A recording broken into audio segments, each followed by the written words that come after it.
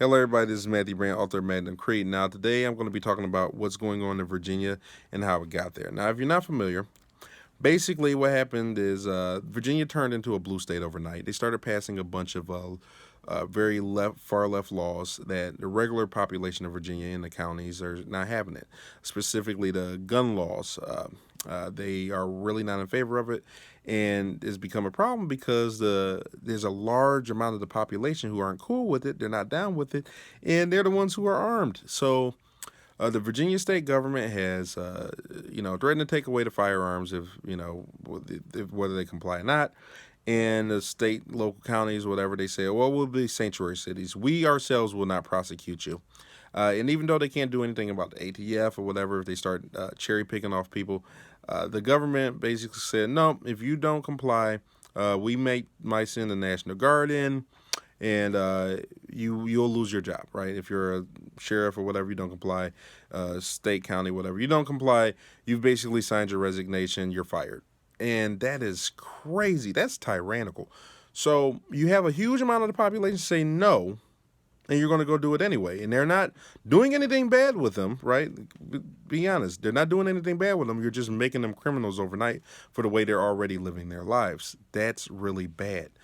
And once again, this isn't something that's like recreational or whatever. This is a right that they're just saying, yep, yep, bye bye. You don't get that right anymore. That's insane. So how did we get here? Well, a couple of things. One, you have Bloomberg. He put a lot of money and influence into this election, right? Because you would think if there's so many people who aren't for this gun control and aren't for these laws and these governors or whatever, how did they get elected in the first place? Well, like I said, Bloomberg put a lot of money into it. That's one. Two, you have it's really an issue of democracy and accountability. These are the two issues we're having all across the United States, right? And not to mention Bloomberg putting money in areas all across the United States, but really a lot of things to do with democracy and accountability. Basically, the problem with democracy is it's majority rules, right?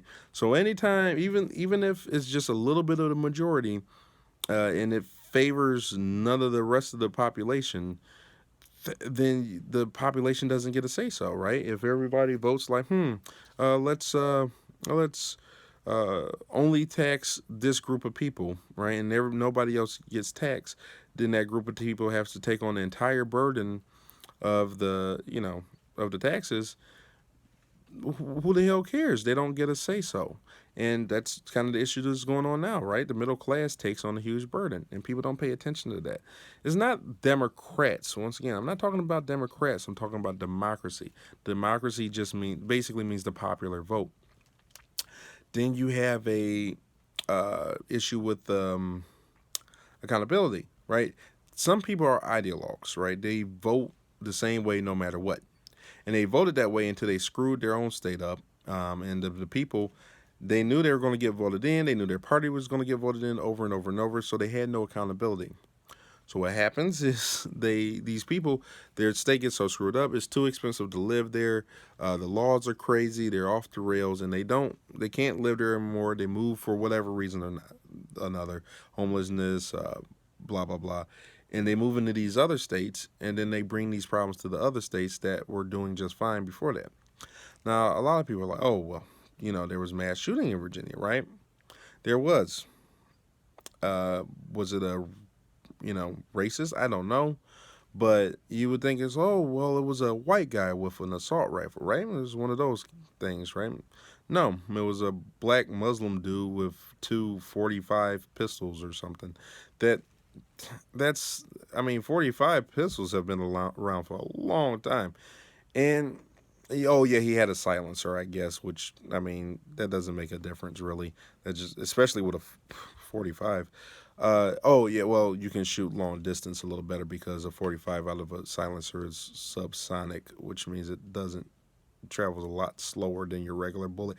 None of this makes sense. And then now they talk about sending the National Guard in, which is made up of people from the state who want to come back and shoot people from the state or enforce people from the state to take their own rights away. That doesn't make any sense. It's a Chewbacca defense. None of this makes any sense. It's stupid. It's all stupid. But That's the problem. Is you have ideologues. It's not left or right or whatever. It's ideologues. They vote the same way no matter what. They don't have any critical thinking. They just, or they're voting for one particular issue, whether it be women's rights or something else. They always stick to that issue, but they're ignoring everything else that's going on. Some people on the gun rights side are even doing that, but the problem with the gun rights is that's the one that's protecting the other rights. You take that away, you don't have any rights anymore. That's what's going on in all these other countries. A lot of people are like, oh, well, these other countries, they're doing so much better. They haven't had a mass shooting since they took away the gun rights. They didn't have mass shootings before they took away the gun rights, you nut job. And most of them already have recently. Mass shootings have gone up across the entire world, if you're not familiar. They have. There's just terrorist attacks going on. Why? A lot of the diversity that a lot of people are pushing for open borders, and there's nothing wrong with having immigration and the variety of people come in, but when you don't check them first, because whatever how do you put it there? Because basically because they are seeking asylum, right? Whether it is really seeking asylum because there's a war going on or whatever, they let them in, but they don't like give them like their own little area. They just say, "Hey, come on into the country."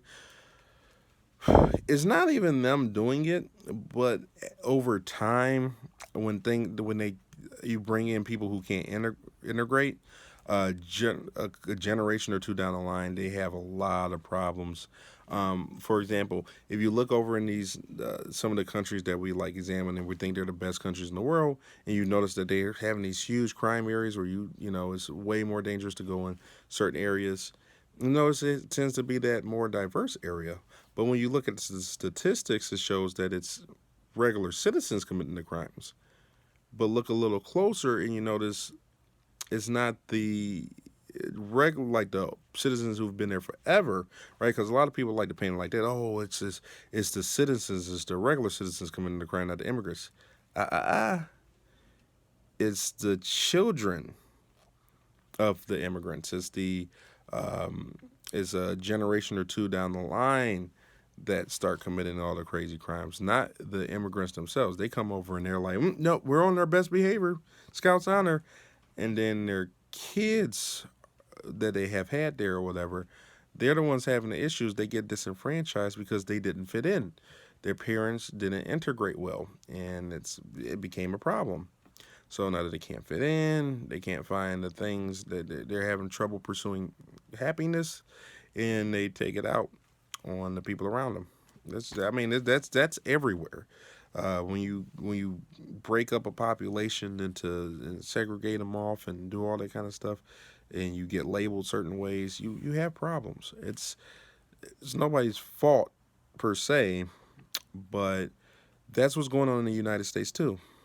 We're having all these different issues, and we're voting one particular way. We're not working around the issues. The best way to work around the issues is to just give people their own rights, and they can settle it themselves. But because we focus too much on the government and give the government all these rights, we have to wait on this unaccountable entity to magically hold themselves accountable. It's not going to happen. It just doesn't work that way. And people who are in Virginia know that, they've realized it, and they don't want to play that game. I'm interested to see what happens, and I know there's people from the outside of Virginia who are like, dude, we're down there, we're coming down there. If anything pops off, we've got your back. There might be a Boogaloo. Honestly, I say it's about 60-40. I'm going to say 60% of the chance it won't happen because these laws aren't already passed yet. If these laws pass, I'm going to say 50-50. 50-50 Boogaloo. It's people don't want to give their rights up. Nope. 50-50 Boogaloo. We'll see. So anyway, it might be like the vape thing. The law might go through and then it gets like knocked out the park right afterwards. In Michigan we had the ban different vapes or whatever. Hey, we'll see what happens. Keep tuned, and God bless.